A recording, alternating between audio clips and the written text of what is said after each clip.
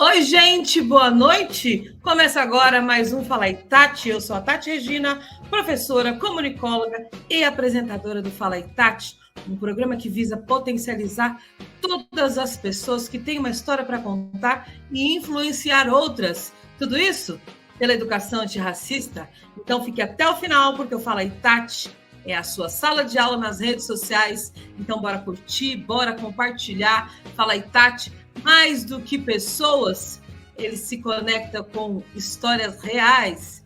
Tudo isso em prol do trabalho e a educação antirracista. É sobre isso? Então vamos nessa, ao som da música exclusiva do Fala aí, Tati. Nossa convidada desta noite, super especial, é muito importante para o movimento antirracista, para o movimento negro, e ela veio a brilhantar a noite do Fala aí, Tati, com a sua beleza, eloquência, sabedoria e muito, mas muito charme e conhecimento. Então fique até o final, curta as nossas redes sociais, é sobre isso, sobre conteúdo preto, sobre educação antirracista e sobre conexões.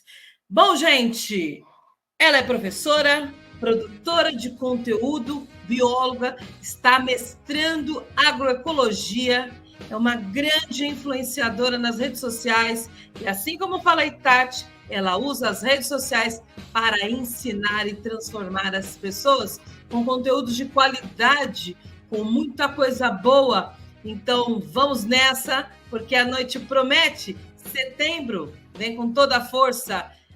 Então, DJ, abre a câmera para a gente receber a nossa grande amiga Camila Pimenta. Vem para cá, querida! Show! Oh. Boa noite, gente. Boa noite, tudo bem? Menor agora. Oh, é um prazer estar aqui, gente. Eu fico muito feliz, muito obrigada pelo convite.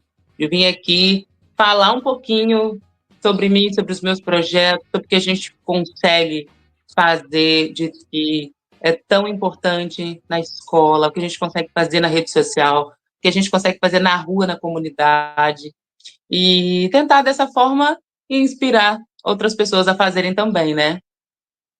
Show de bola. E você é uma inspiração, não tenho dúvida. Camila já era sua fã antes mesmo da gente se conhecer, gente. Camila era uma das mulheres lindas que eu ficava acompanhando com conteúdos super, mas super relevantes. Então, vamos nessa, vamos continuar compartilhando. Obrigada. Vamos lá dar aquele joinha, porque a Camila, além de tudo, ela é professora, assim como a Tati.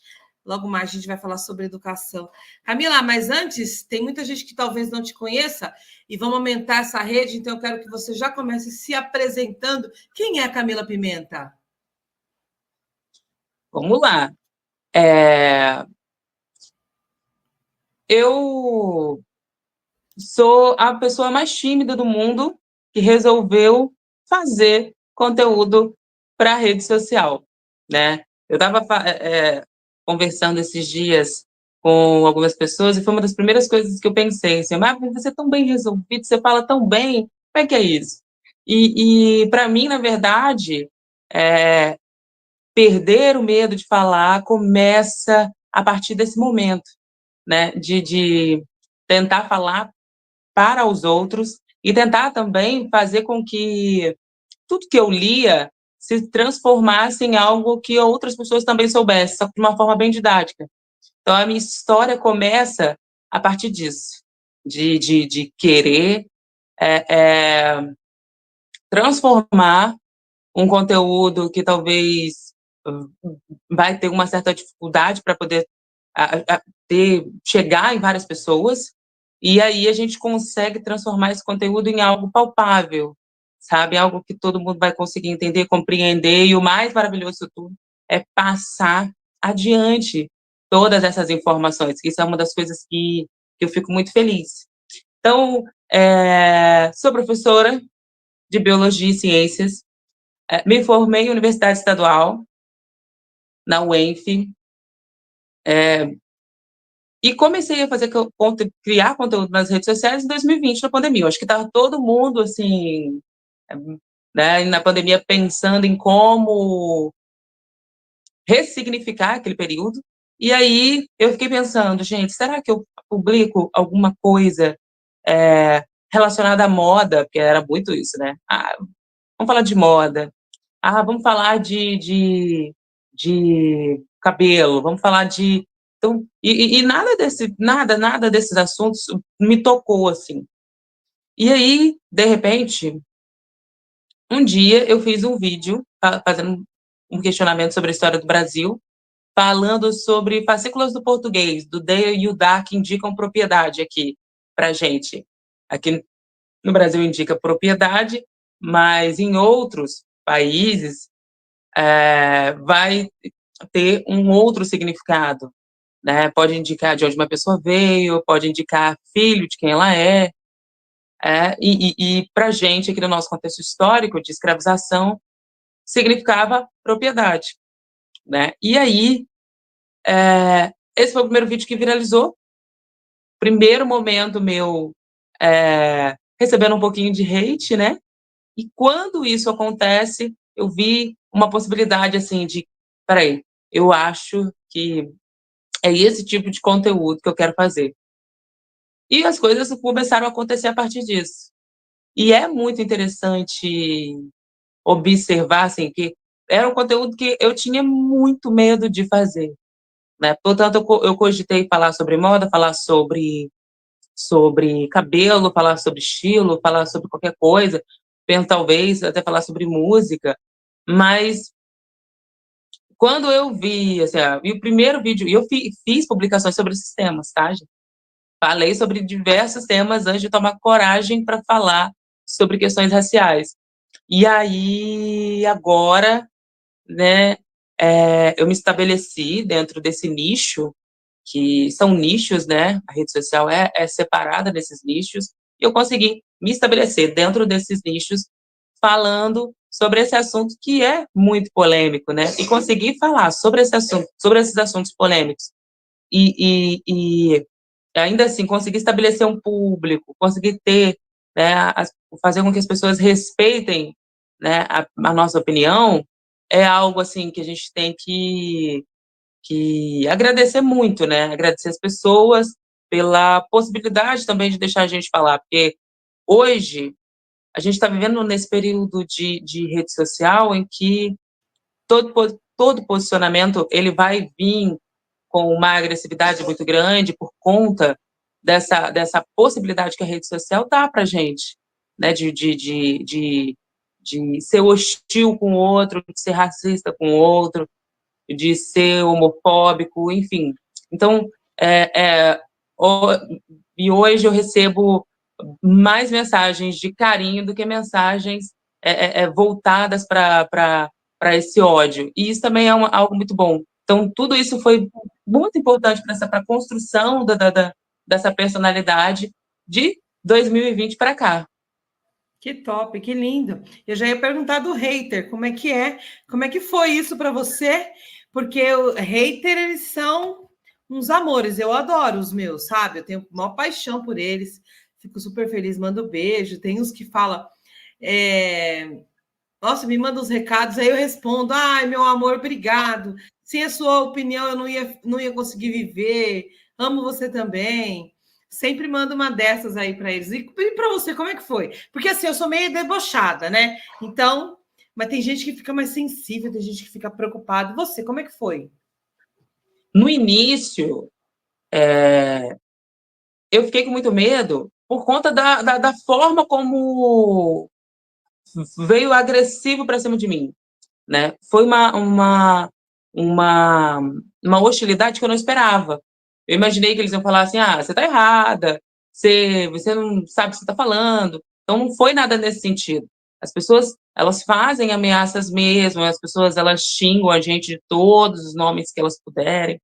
Então, eu fiquei, assim, realmente muito chocada, porque eu não esperava receber esse tipo de hostilidade da forma como eu recebi.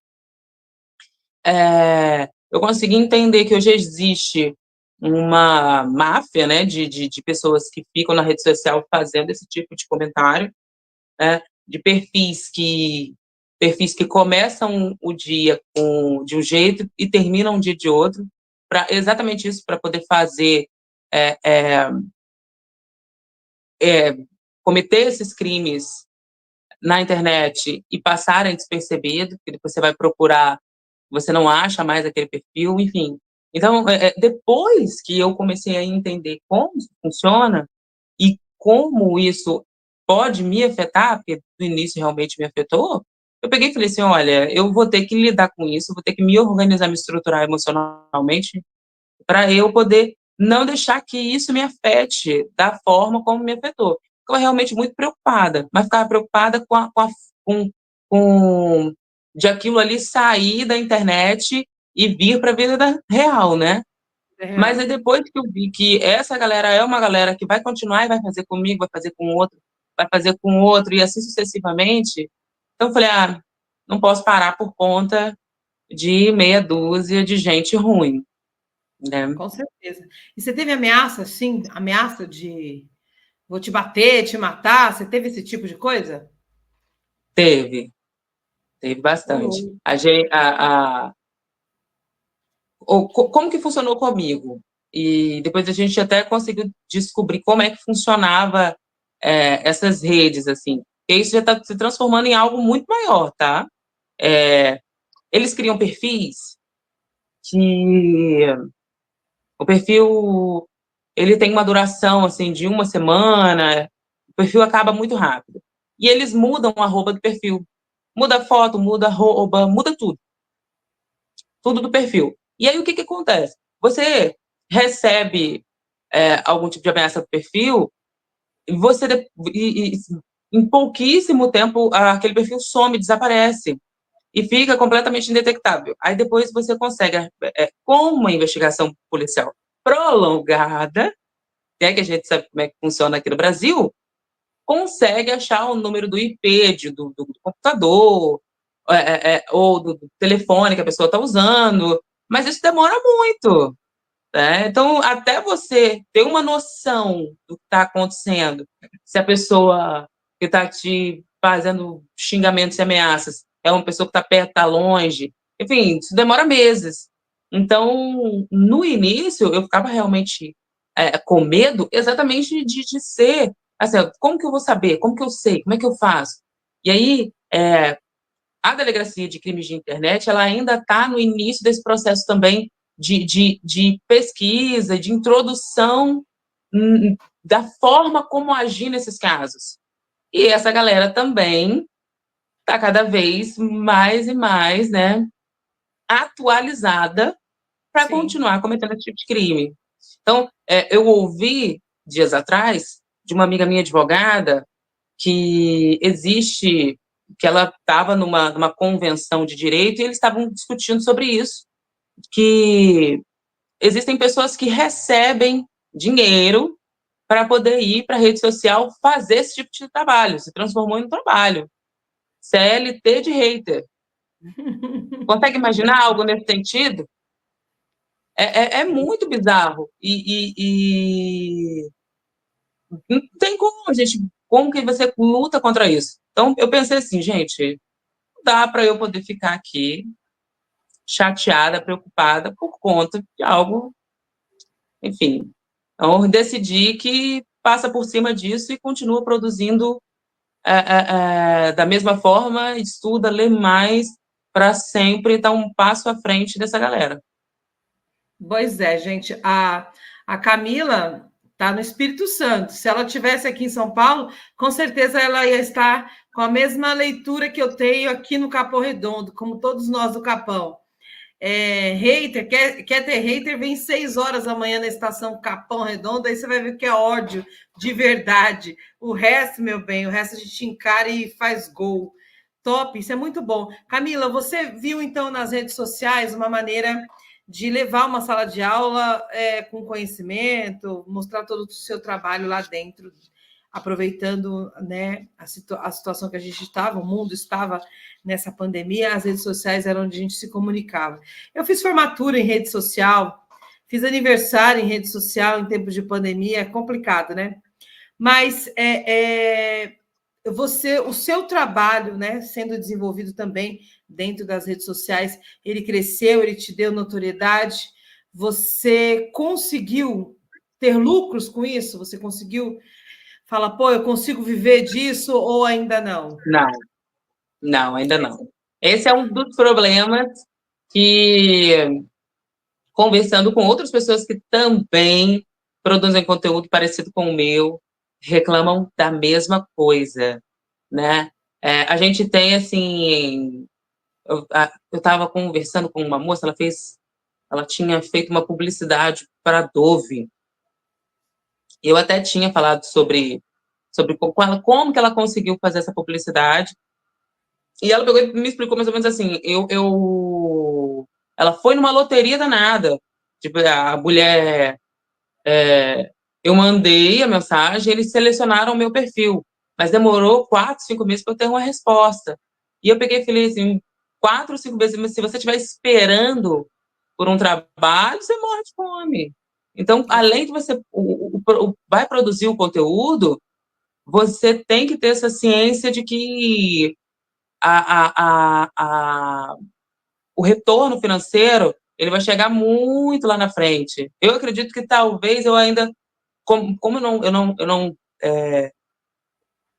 vivo de internet hoje, eu consigo entender assim, não, eu tenho que trabalhar, eu tenho que correr atrás, porque essa história de viver de internet, ela não vai acontecer agora.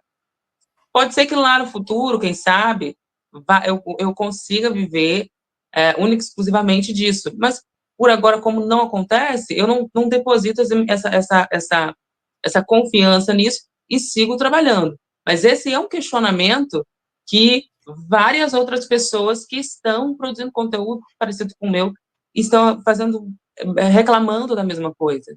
Todo mundo está sempre falando sobre os mesmos problemas. E aí, além de você ter que ir atrás da marca, ter que fazer toda aquela corrida, você ainda tem que explicar o porquê o seu conteúdo é relevante. Você tem que explicar quem é o seu público, quem são as pessoas que te escutam, quem são as mulheres que te escutam, se for uma marca de beleza, ou atrelada a alguma coisa relacionada à pele, cabelo, porque os homens consomem menos esses produtos, então o público feminino importa muito. Então, assim, a gente tem que fazer todo um panorama muito bem explicadinho para conseguir ter algum tipo de retorno, né? Fazer que as marcas nos contratem. E você vê pessoas fazendo vídeos idiotas e conseguindo obter esse resultado de uma rapidez muito grande. Então, até essa corrida para conseguir essa tão sonhada gratificação, não é, no fim do arco-íris pelo trabalho produzido, ela é cansativa. Eu acho que isso também dá uma desanimada na gente, né? Falar assim, é melhor, vai para a sala da aula, chega em casa, toma um banho da aula à noite, prepara, faz o plano de aula, porque essa coisa de viver de internet, eu acho que está sendo um sonho muito distante ainda. Será que o sonho da internet, de viver da internet, se torna distante porque está ligado à cor da pele? Será que o conteúdo preto ele sofre essa dificuldade? Será que o influenciador preto tem as mesmas oportunidades que os influenciadores brancos? Essa é uma pergunta que a gente precisa fazer para nós, para o algoritmo, porque, assim como a Camila, muitas pessoas pretas como eu, nós não conseguimos ainda viver dessa comunicação na internet, porque será que é porque nós somos, como diz a minha amiga Zara, coisadinho? Bom, essa daí é uma pergunta que a Cara, gente é vai deixar ótima. para as próximas edições. Mas vamos lá. Camila, vou fazer uma provocação aqui com você, porque depois eu quero falar do meu processo também. Como é que você teve o contato? Como é que foi esse contato com o letramento racial? E quando é que você se descobriu uma pessoa negra? E qual foi o dia da primeira porrada racista que você passou? E eu tenho certeza que não foram só uma porrada, né? A gente leva uma surra quase todo santo dia. Eu estava falando ontem, deixa eu só fazer uma fofoca, adoro fofoca, Camila. Eu fui no evento chiquérrimo ontem e só tinha a maioria, assim, sabe? 99,9 do 9 do 9 de pessoas brancas. Pessoas muito boas até, pessoas que eu tive grandes contatos, né? Mas tinha algumas pessoas que você consegue olhar assim, que o racismo elas não conseguem, porque assim, a gente sabe onde a gente guarda o nosso racismo, né? Mas tem algumas pessoas que eles não conseguem de jeito nenhum. E aí, obviamente, né, tinha algumas mulheres que olhavam as duas, três mulheres pretas que estavam no evento com uma cara assim, o que você está fazendo aqui? E agora eu sei lidar com essas pessoas, porque eu olho dentro do olho delas assim, e com a pergunta, fala racista, fala que eu te escuto. E aí eles vão murchando, assim, eles vão começando a se transformar, olhar para baixo, assim, porque a encarada é boa, porque a gente todo dia é porrada, mas enfim, vamos voltar na tua pergunta. Eu quero saber como é que você teve contato com esse letramento racial, quando é que você se descobriu preta, porque até então a gente é normal, né? A gente acha que a vida é normal, e daqui a pouco você fala, não, mas você é preta. Aí você fala, tá, mas e qual que é o problema? E quantas porradas? Qual foi a primeira porrada? Ou a porrada que marcou legal você com confronto com racismo? Primeiro, a gente teve uma educação muito religiosa, né? Nós fomos da creche, né? Eu e meus irmãos, fomos da creche direto por um projeto da Igreja Presbiteriana aqui da minha cidade. E nós, então, assim, ali dentro da igreja, a gente não tinha nenhum tipo de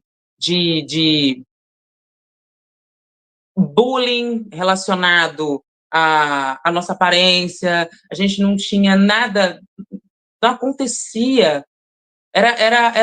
Parecia, eu falo isso hoje, mas parecia que era um outro ambiente, assim, era muito diferente. Porque era um projeto da igreja que, tipo assim, como é que começou? Como é que aconteceu? Nós tinha uma creche católica, né? Não, a creche também era evangélica. E aí, essas crianças saíam da creche, que eu era bem pequenininha, né? Essas crianças saíam da creche e iam para esse projeto. E nesse projeto, as mães das outras crianças que não trabalhavam ficavam à disposição para poder ajudar, porque quando essas crianças saíam da creche, não tinha com quem deixar e todo mundo tinha que trabalhar. Então, a Igreja Presbiteriana fez esse projeto e a gente, como frequentava a igreja, também fomos, né? E eu era a maiorzinha, então eu saía da escola e ia para o projeto fazer o reforço, porque eu não podia mais ficar na creche. Porque a creche, antigamente, as crianças ficavam até um pouquinho maiorzinhas, né?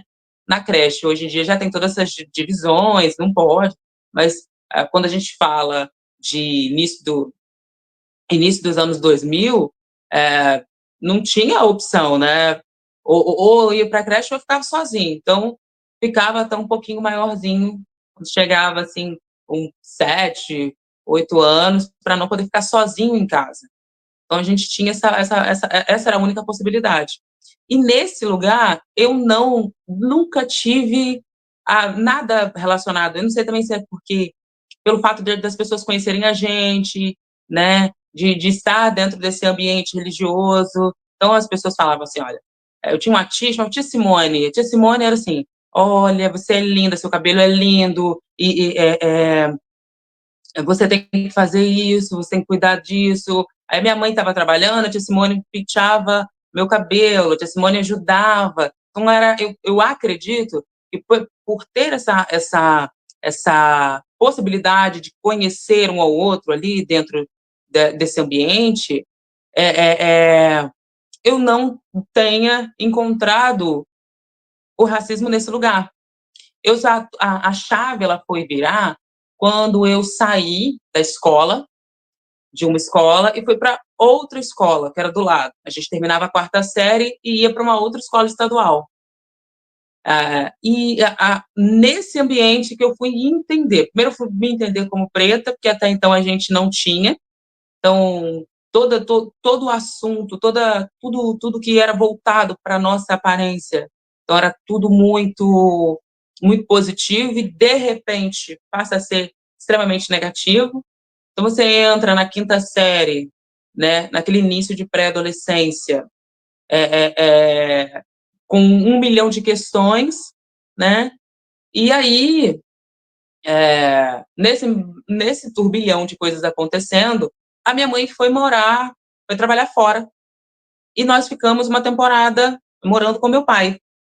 Quando isso começou a acontecer, e a família do meu pai é inteira negra. Então, a minha avó, ela tem uma construção, assim, ela tem uma construção sobre as questões raciais de uma forma muito até difícil, né, de olhar hoje, porque ela foi moldada para isso, né? E ela tinha falas assim: a gente que é preto, a gente tem que entrar e sair, não chamar atenção. A gente que é preto, a gente não pode fazer isso. Então era tudo que até então eu não tinha visto, eu passei a enxergar não só na escola, mas também em casa. E era uma realidade completamente diferente. Eu estava conversando sobre isso com as meninas, lá na escola também, porque foi uma das primeiras coisas que a gente começou a discutir, logo assim, quando a gente viu que precisava ter uma intervenção por conta dos alunos com relação ao racismo, e a gente faz um trabalho com eles muito bacana, de que eu fiz exatamente essa comparação. Falei assim, antes, quando estava só eu, minha mãe e as crianças, a gente não tinha essas questões sendo um problema. Então, a nossa aparência não era um problema, o nosso cabelo não era um problema, o nariz não era um problema, a boca não era um problema. Então, nada era um problema. Agora, quando aí eu fui, fiquei um pouquinho maior, né? E eu mudo de escola e eu vou para uma outra escola, onde todo mundo é mais velho e esse novo encontro com a família do meu pai foi uma coisa assim, realmente, que foi o divisor de águas. E foi aí que eu entendi que eu era preta.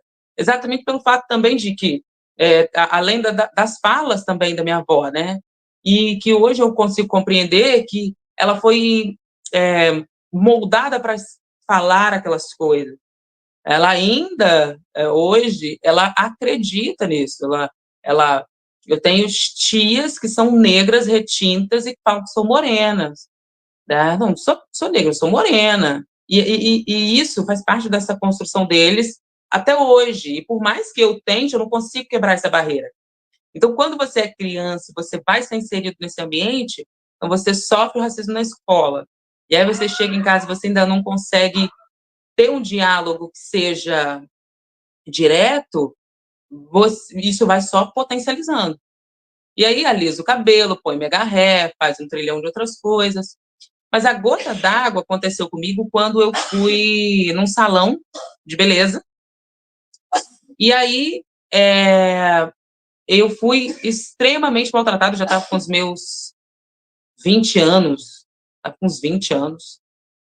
E aí a moça falou, nossa, eu tinha mostrado para ela um corte, que era tipo era nuca batida, que eu queria tirar o mega ré e iria fazer um corte curto. Na época estava muito famosa aquela coisa da mulher gato, enfim, eu peguei e falei assim, eu queria fazer esse tipo de corte. Isso em 2015.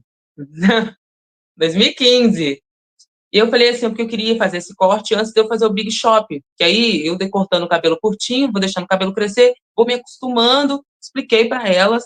Ela pegou e falou, nossa, você vai ficar muito feio, porque esse tipo de coisa, não, nossa, essa coisa de mulher favelada. E começaram a falar. E eu fiquei tipo assim, meu Deus, o que é isso? E aí depois disso, eu fui para casa, fiquei realmente bem triste. E aí na época eu peguei e falei assim, eu acho, eu estava contando para as minhas amigas depois, a gente sentou para tomar café, eu estava falando com elas o que tinha acontecido comigo. E as meninas falaram assim, eu acho que você passou por uma situação de racismo. E eu peguei e falei, olha como é que a construção funciona, né, mental.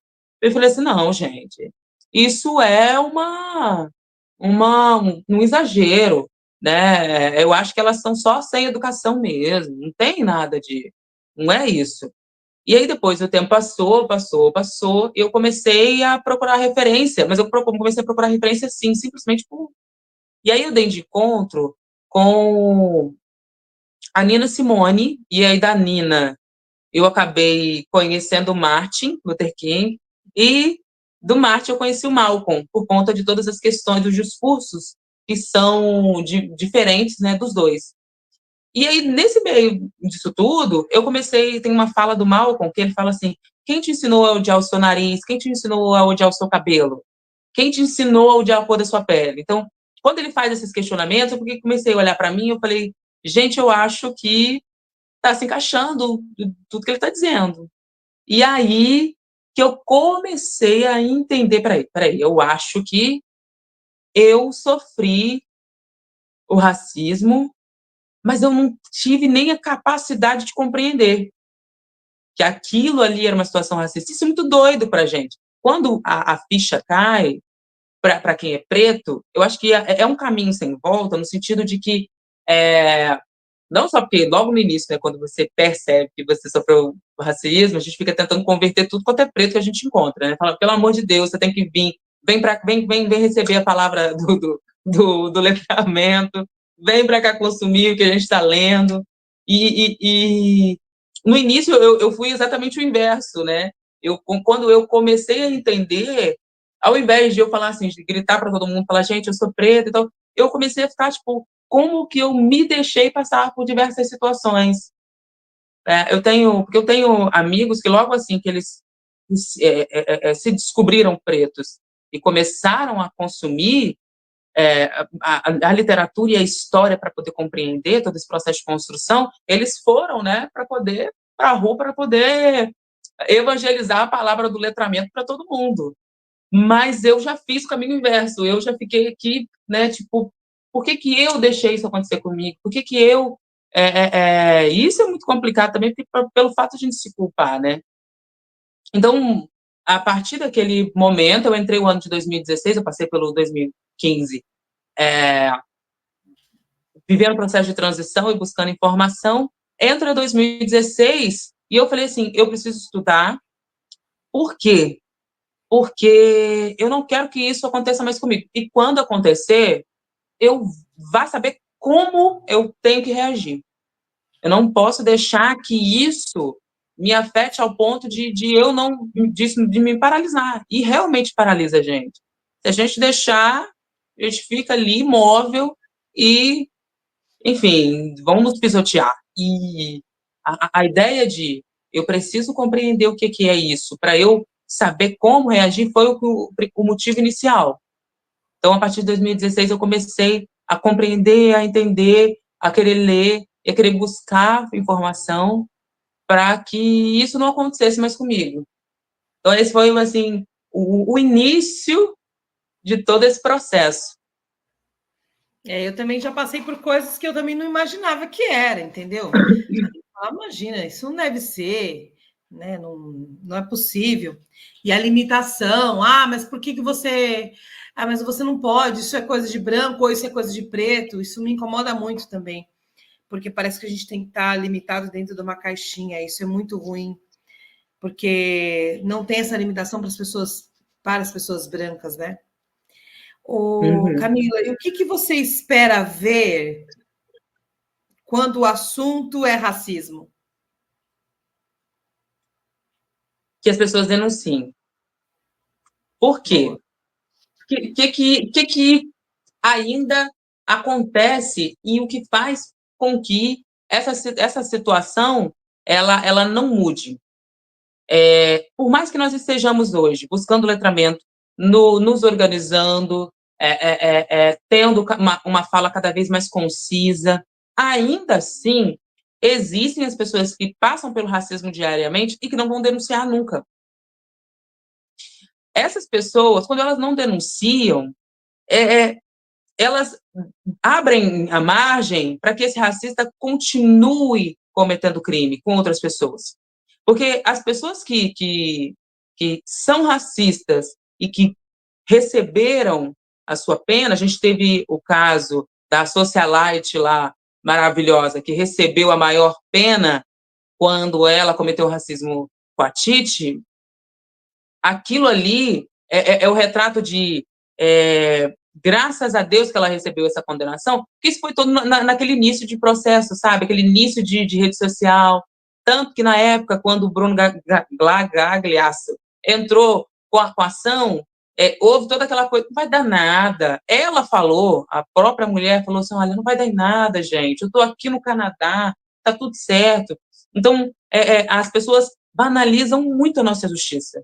Então, quando você passou por uma situação racista, que você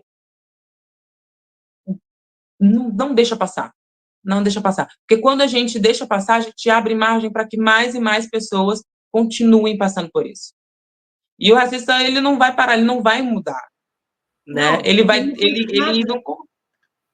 não consegue, ele não vai nos engolir e também não vai nos respeitar. E isso eu acho que é a palavra que tem que ficar assim para a gente. Não vai engolir a gente e também não vai nos respeitar. Então, mas eu tenho uma quando pergunta a para gente você. não denuncia... Pode falar. Eu tenho uma pergunta, já que você mencionou o Bruno Galhaço. É uma pergunta do Será, tá? Olha lá. Pergunta do Será. Será que essa socialite recebeu essa pena alta, primeira, inédita, porque ela foi processada por pessoas brancas? Será que, se ela fosse processada por pessoas pretas, pais da Titi, pretos, ela receberia também a mesma pena? Será que, não sendo global, né, o pai e a mãe, né, que são atores, será que eles iriam ter, essa mulher teria a mesma penalidade? Porque são os meus questionamentos. Será? Exatamente. Porque no caso deles, tudo contribuiu muito. Primeiro que contribui, porque o vídeo dela viralizou bastante, então eles conseguiram reter esse vídeo, mesmo que tenha apagado depois, conseguiu deixar esse vídeo como prova, e o fato também, né, dos recursos financeiros e de eles serem pessoas famosas. Então, Famosas e brancas, né, amiga? Famosas, exato. quer dizer, brancas e famosas, porque o branco Brancas e vem na... famosas. Vem na frente, com certeza. E aí, isso tudo vai contribuir, óbvio. Só que a gente, igual ontem eu li que o STF aprovou que homens que foram condenados por agressão ou feminicídio, qualquer crime na delegacia da mulher, eles não podem mais assumir concurso público e tem mais outras coisas que eles também não vão poder fazer. E isso também deveria acontecer quando se trata dos crimes de racismo, né? Sim, opa. Porque para as corporações, para as instituições, isso faz uma diferença absurda. E instituições militares já têm esse tipo de seleção, né?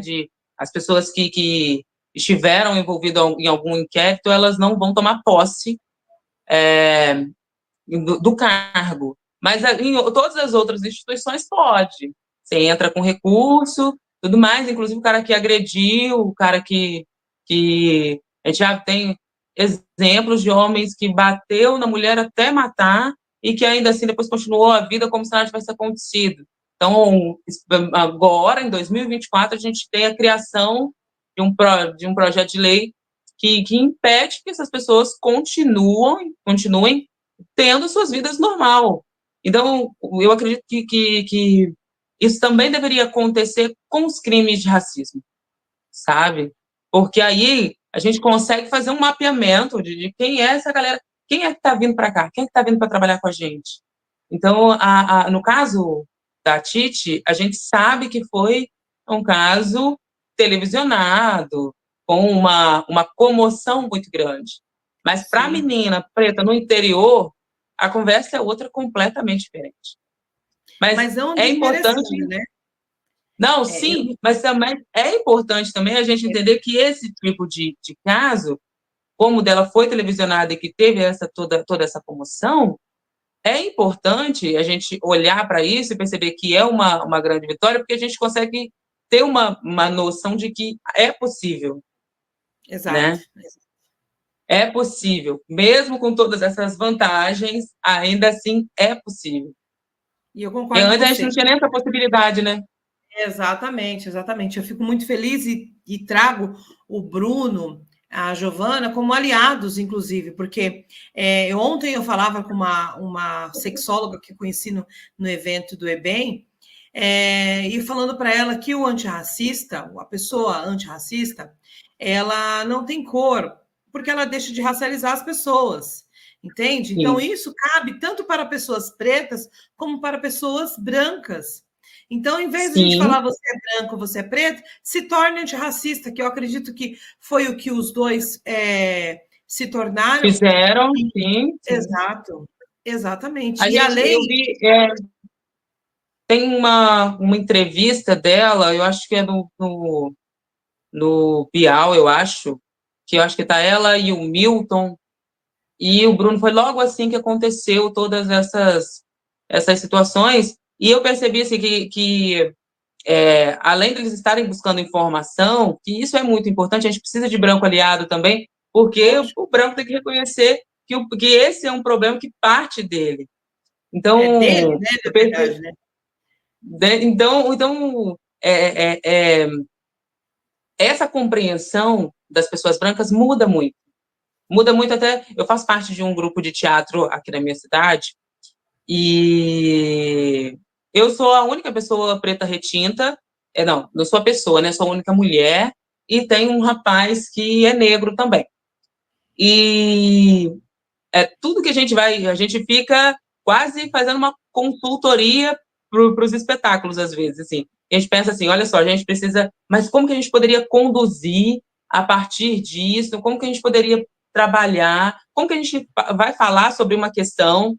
Se for um espetáculo infantil, como a gente pode trabalhar isso para que as crianças entendam e percebam? Então, é muito interessante de observar como que muda a nossa perspectiva, e também pelo fato de que essas pessoas veem que aquilo que a gente está fazendo é importante. Agora, você imagina se a gente estivesse num ambiente onde, por mais que você esteja ali tentando fazer arte, tentando fazer educação, tentando promover alguma coisa, essas pessoas banalizassem aquilo que a gente está tentando fazer. E não ia ter o mesmo... A gente não ia conseguir atingir o mesmo número de pessoas, a gente não ia conseguir... Nossa, enfim, ia ser chovendo molhado, até alguém, um de nós, desistir, né? Então, é de uma importância absurda o branco compreender o lugar dele diante de todas essas questões relacionadas ao racismo. Exatamente. Essa luta, eu falo de luta, é necessária. Primeiro, porque quem inventou o racismo foi o branco, é uma responsabilidade dele. E agora as pessoas que são incomodadas, porque não adianta a gente pensar que simplesmente, isso não é um problema meu, vai se resolver. Não, não funciona. O racismo é um problema, além de ser histórico, é um problema social, porque empurra a gente para um racismo ambiental, um racismo linguístico, aí vai sucateando educação, é uma série de coisas que chega no colo dessa pessoa branca também, e dentro da casa dela, porque vai ter o retorno, porque a falta de equilíbrio. Eu digo sempre que nós podemos ser pessoas riquíssimas, todos nós podemos ser pessoas riquíssimas, porque nós temos condições de ser ricos e prósperos. O problema é que uns acharam que tem que ser mais e tirando do outro. Isso é um desequilíbrio da nossa própria energia mundial. Assim como a gente está nesse processo de queimadas e as pessoas não estão prestando atenção na necessidade de olharmos para este foco, estamos pegando fogo.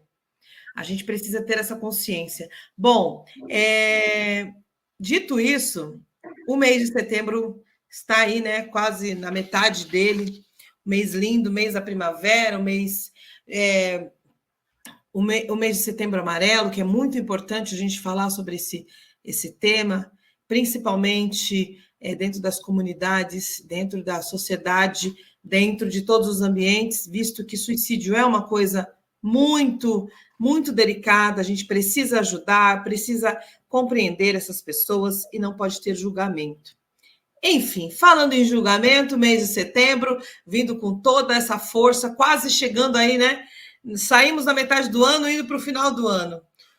Setembro está sendo um mês aí que está abrindo toda a questão da política, a representatividade política no Brasil, muitas candidaturas pretas, mas a gente teve um baque. A gente teve um baque aí, exatamente no dia 6 de setembro, o qual eu fiquei, assim, em choque, e justifiquei algumas coisas para algumas pessoas. Uma coisa é um homem que comete um assédio, uma coisa é um homem preto que comete assédio. São coisas diferentes, são olhares diferentes.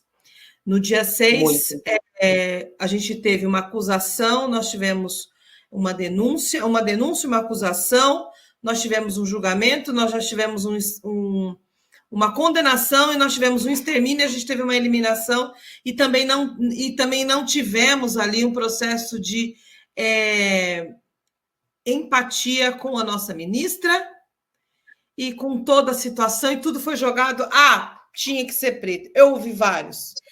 Só podia, o que se espera do preto é isso. Não adianta que o preto pode ter estudado o máximo, isso que eu recebi, tá? Estudou-se o máximo, no final ele sempre vai fazer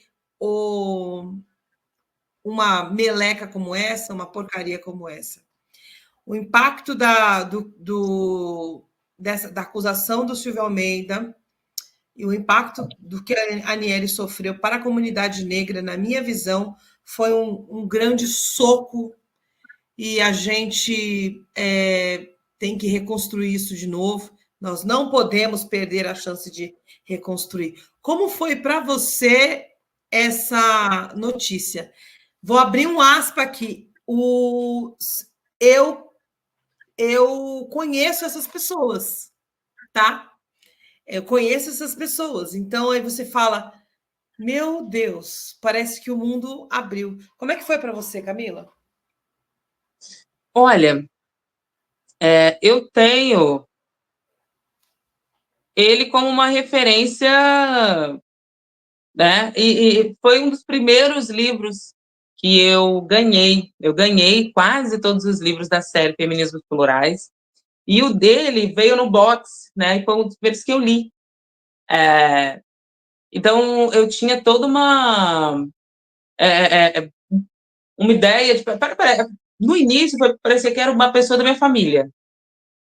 Foi basicamente isso. Eu peguei e falei assim, gente, é como se fosse alguém da minha família que tivesse passando por essa situação e eu não sei como ajudar.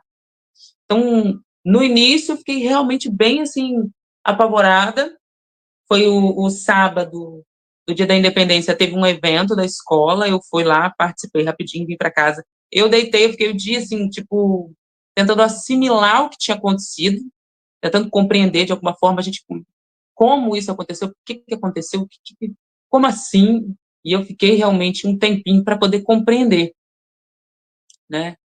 E no dia 8 a gente acordou, levantou e tentamos, né, seguir em frente. É um processo muito difícil, porque é a quebra de algo, assim, no meu caso, é a quebra de algo que faz uma parte da construção daquilo que eu acredito. Eu acho que foi isso que deu essa baqueada na gente, sabe? A forma como a situação em si, né? A forma como a gente soube da notícia, né? A população soube da notícia, a forma como toda a notícia foi se espalhando, a gente não tinha uma certeza do que era, do que estava acontecendo. Então, quando a gente soube, né, e teve essa confirmação do governo, e tudo começou a acontecer, e virou aquela enxurrada de notícia na rede social, como se não tivesse fim, primeiro que eu me coloquei no lugar, me coloquei no lugar dele, me coloquei no lugar da esposa, me coloquei no lugar da ministra, e eu fiquei realmente muito triste. Foi um dia triste, né? E é muito doido, eu estava conversando uma amiga, o nome dela é Amanda, e ela pegou e falou assim, sou só eu que parece que foi alguém da minha família que foi atingido com toda essa história? Eu falei assim, não, porque comigo foi da mesma forma, a minha sensação foi como se tivesse acontecido algo com alguém da minha família.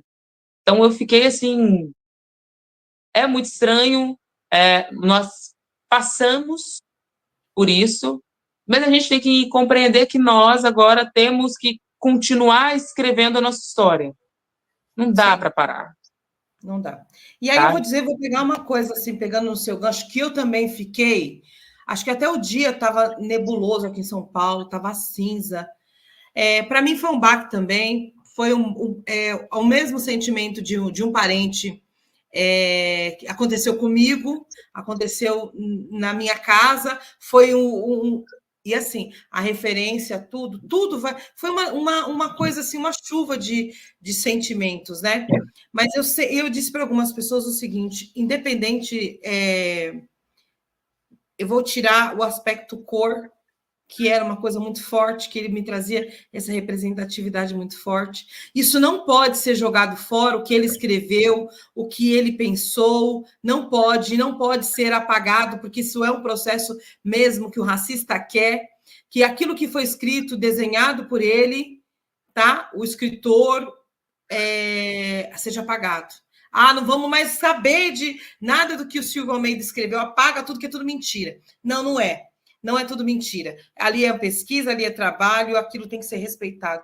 Enquanto homem, e sendo homem este que assediador não tem cor, que se comprovado que ele pague. É fato. Não tem como. O que me preocupou é que as pessoas estavam misturando. Já que ele não presta nada. E isso é um desserviço para o movimento negro. A gente não pode pensar que o que ele fez enquanto no movimento negro tenha que ser apagado. Isso me deixa muito magoada, porque as pessoas estavam desqualificando todo um trabalho. Agora, ele, enquanto homem, e conheço a esposa, aquela coisa toda, sabe? Enquanto homem, é provado, porque tem que ser provado, porque nós temos outros ministros, temos outras situações de pessoas brancas que estão tudo abafadinho aí, sendo provado, comprovado, que ele pague mesmo, porque a Aniele não merece, nenhuma mulher merece ser assediada. Então, eu também tive o mesmo sentimento que você. Fiquei assim, 2 dias muito impactada, sem saber o que dizer. Fiquei muito triste, como você estava rindo na legenda, eu fiquei muito triste mesmo. Teve algumas pessoas que eu não consegui responder. Foi, assim, difícil, porque eu tenho contato com a família dele, a família estava destruída. Então, foi muito triste. Mas vamos esquecer isso e vamos falar. Camila, qual que é seu maior sonho? Que tem coisa boa vindo aí, viu? Seu maior sonho. Hoje se transformou em ter uma vida tranquila. Eu sei que parece... Porque quando eu era criança, eu queria ser cantora, queria ser astronauta, queria ser Paquita da Xuxa, queria ser um bocadinho de cada coisa. Hoje, até os meus 19 anos, eu queria passar no concurso público, né? E aí, depois eu comecei a estudar para concurso, comecei a trabalhar, comecei a fazer as coisas, fui para a faculdade, aí parei de estudar, parei de estudar para concurso, né? Comecei a focar só na faculdade, terminei a faculdade, volta eu de novo para a vida de concurso e trabalho tentando conciliar isso. E hoje, o que eu compreendo para mim que vai fazer sentido é ter uma vida que eu consiga estar em casa, ter tempo para mim, ter tempo para minha família, que eu gosto muito de ficar em casa. Então, assim, parece algo que tem que ver que as pessoas têm, né, sonhos. Ah, eu queria fazer sucesso, queria ganhar dinheiro, queria. Hoje não, né? Hoje eu queria ter uma qualidade de vida que me proporcionasse ter tempo para pensar. Basicamente isso. Ter tempo para pensar, ter tempo para poder ler um livro para as crianças da minha casa, sabe? Não o livro para a criança da escola, mas o livro para as crianças que não estão em casa, porque a gente não para em casa. Então, tudo vira uma necessidade de correr tanto, tanto, tanto, tanto, tanto. Eu peguei e falei assim, ontem foi o último dia de espetáculo, hoje nós estamos de férias, estamos nos preparando para o espetáculo que vai acontecer no SESC, e foi uma correria esses dias, e foi uma das coisas que eu mais pensei. E aí, meado do ano, eu estava estudando para concurso, eu estava numa correria doida, e o dinheiro, quando a gente é concurseiro, é para concurso mesmo, né? A gente não gasta com mais nada. E eu peguei e falei, meu Deus, eu quero só que passe todo esse período, que eu tenha essa qualidade para poder fazer as coisas que eu gosto, que é poder ficar em casa, que é poder ficar com a minha família, que é poder ter essa qualidade para poder pensar no que eu posso pensar e ser criativa, né? A gente, na forma, a forma como a gente está vivendo hoje, ela não nos permite isso. E por mais, talvez, depois que quando eu conseguir, né, acessar esse momento da minha vida e realizar esse sonho, eu vá encontrar outros sonhos, né? Não, agora eu acho que dá para eu tentar isso. Mas, por enquanto, só ter essa tranquilidade para conseguir pensar e criar com tranquilidade. Porque quando a gente está tranquilo, quando a gente está relaxado, com a cabeça em ordem, as ideias vêm. Né? Exato. A gente vê tantas empresas fazendo isso hoje, né? Tendo essa noção de que o funcionário saturado, ele não vai produzir o que der, né? O que tem que fazer para conseguir receber o salário. Mas hoje eu tenho essa compreensão de que o que eu preciso é ter uma qualidade de vida melhor. Que aí vão aparecer muitos outros sonhos depois disso, tenho certeza. Não tenho dúvida disso. Camila, seu aniversário é 12 de março? Fevereiro. Ah, é fevereiro? Não é março? Fevereiro, não é março. Ah, eu achei que fosse março. Top. Top. Eu pensei que fosse março, falei assim, vou confundir aí. Mas a gente aqui no canal e no programa Fala Itati, o programa Fala Itati, por enquanto, está nesse formato. Logo em breve vamos ter um sofá e receber uma plateia linda e todos esses nossos convidados. E a gente sempre vai ter uma homenagem. E falando de homenagem, né? A gente tem uma homenagem singela para você aqui agora, porque a gente acredita que nada é por acaso, que por acaso realmente é a assinatura de Deus, e nós estamos fazendo assim uma espécie de grupão de pessoas antirracistas para que elas estejam neste dia, no momento em que nós vamos construir este programa ao vivo, com plateias bem coloridas, com música, com convidados e com um montão de assunto e com protagonismo na comunicação preto. Fala Itati, está chegando a isso. Então, nós baseados nisso, fizemos uma homenagem para você. Você já pensou o que aconteceu no ano em que você nasceu? Não. Pois é, o ano que a gente nasce para eu, mulher judia, a gente entende, e somos ensinados assim, que é o momento em que Deus para, né? E fala: olha, essa galera vai vir, essa galera vai. O pessoal vai subir, outro vai descer, né? Vamos imaginar que seja assim. E nada é por acaso. Então, tudo está tendo uma significância muito grande E quando você nasce, tem toda uma importância tanto para a família quanto para os amigos, para todos. E o que estava acontecendo no momento em que o 1994, não é isso? Novinha. 94. 94 foi a nossa Copa, né? Esse é um dos momentos também que aconteceu a Copa aí. Mas o que mais aconteceu quando você nasceu? O que precisou acontecer no mundo para que você viesse ao mundo e que estivesse hoje no Fala aí, Tati? Coloca aí para a gente ver, gente. Vamos ver. Olha só. Para Camila nascer, o Senna teve que morrer. A troca foi justa, né? Uma excelência pela outra. No mesmo ano, um dos filmes mais significativos para a história do povo judeu, porque a gente não pode esquecer o que aconteceu, tá? Em 1945.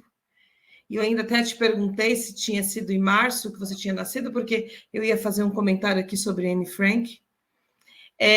O filme A Lista de Schindler, você já assistiu? Já. Um filme já. Forte, triste, mas com muito significado. E para trazer toda a lembrança de que a gente não pode esquecer o passado, porque senão ele se repete.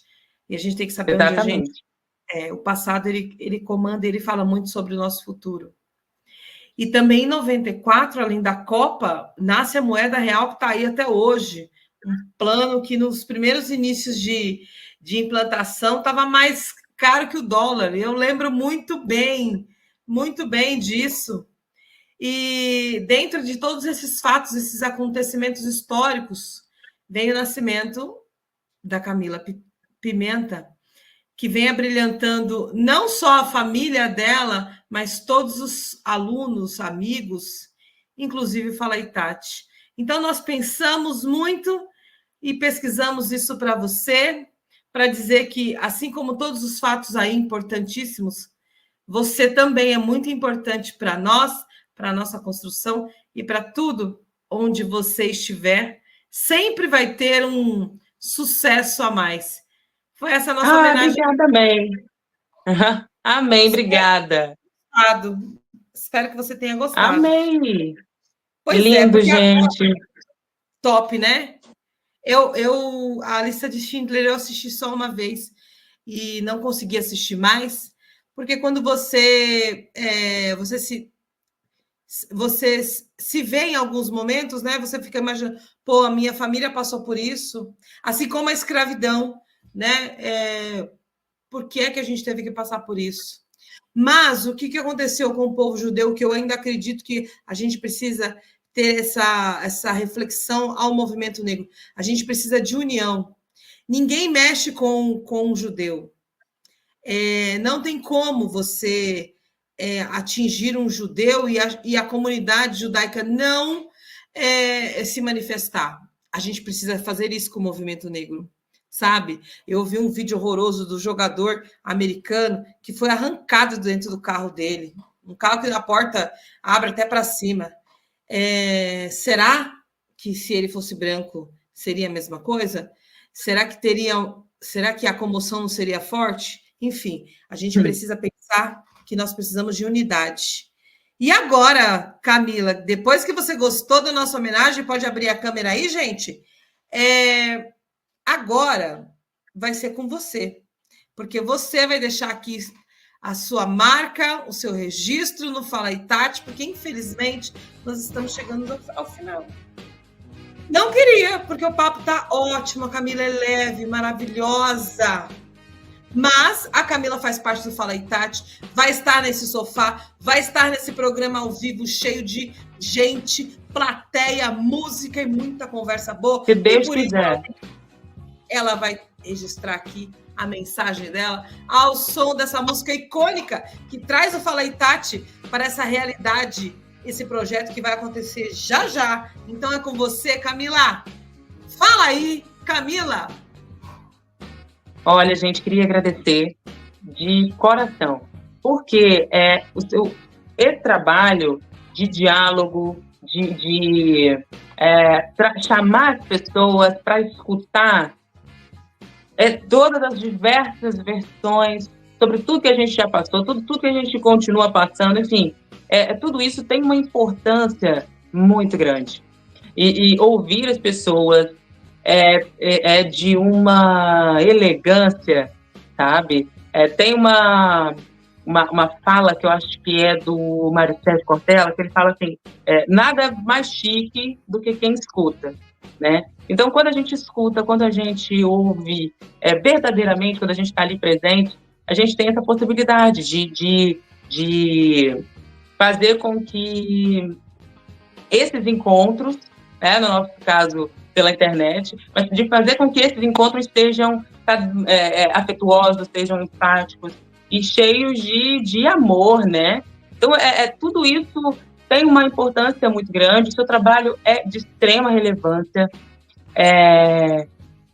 Tudo que a gente está fazendo, que a gente está produzindo, se Deus quiser, a gente vai ter isso como resultado no futuro para que as crianças, os nossos jovens, que eles saibam como fazer essa abordagem. A gente sabe que os nossos pais, os nossos avós, eles não tiveram essa possibilidade.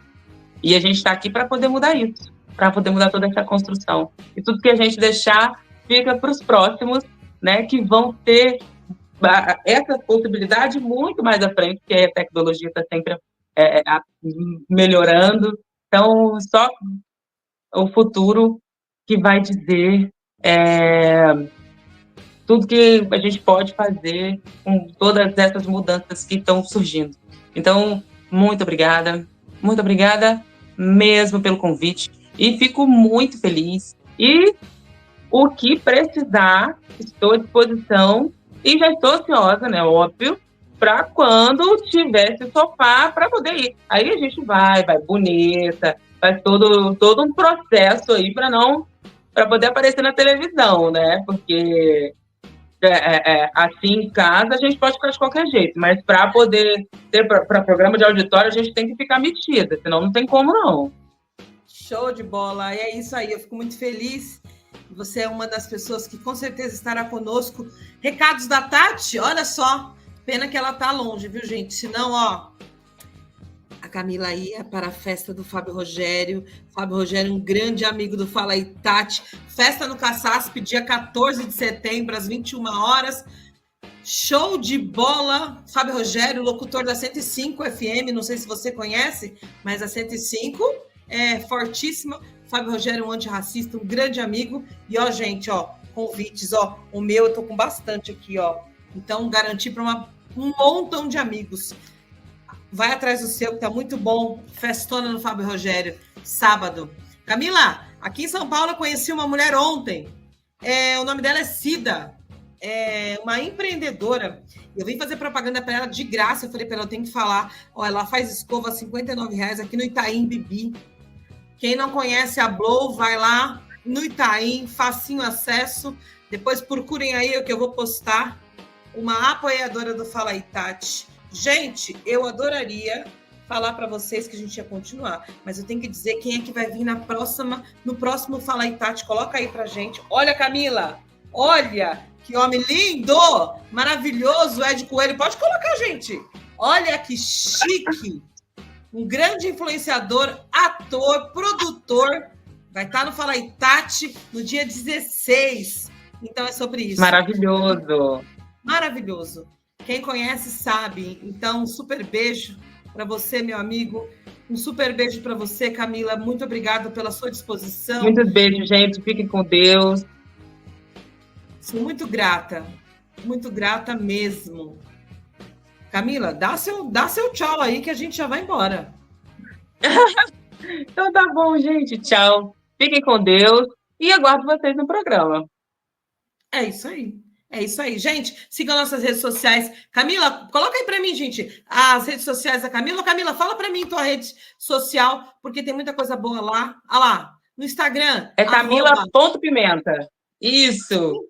Simples assim. Camila.pimenta. O nome já diz tudo, tem muita coisa boa e é sobre isso. Um super beijo a todos vocês, muitíssimo obrigado. E esse foi mais um Fala aí, Tati. E Tem muita coisa boa vindo aí, por isso que eu vou dizer para vocês que a gente volta já já. Super beijo, tchau!